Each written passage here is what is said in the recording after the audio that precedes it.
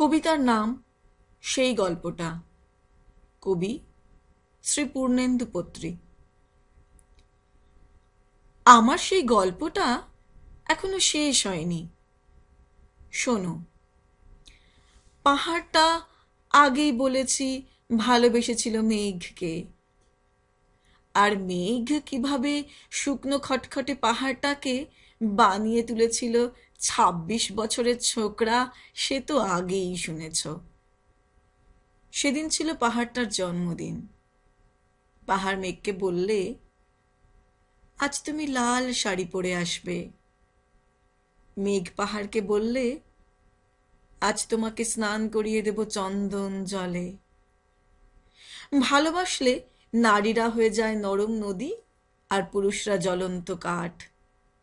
সেইভাবেই মেঘ ছিল পাহাড়ের আলিঙ্গনের আগুনে, পাহাড় ছিল মেঘের ঢেউ জলে।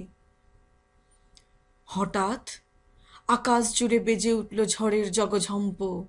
ঝাঁকড়া চুল উড়িয়ে ছিনতাইয়ের ভঙ্গিতে ছুটে এলো এক ঝাঁক হাওয়া। মেঘের আঁচলে টান মেরে বললে, ওঠ চুড়ি, তোর বিয়ে।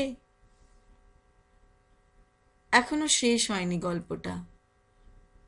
বজ্রের সঙ্গে মেঘের বিয়ে হয়ে গেল ঠিকই, কিন্তু পাহাড়কে সে কোনোদিনই ভুলতে পারল না। বিশ্বাস না হয় তো চিরে দেখতে পারো।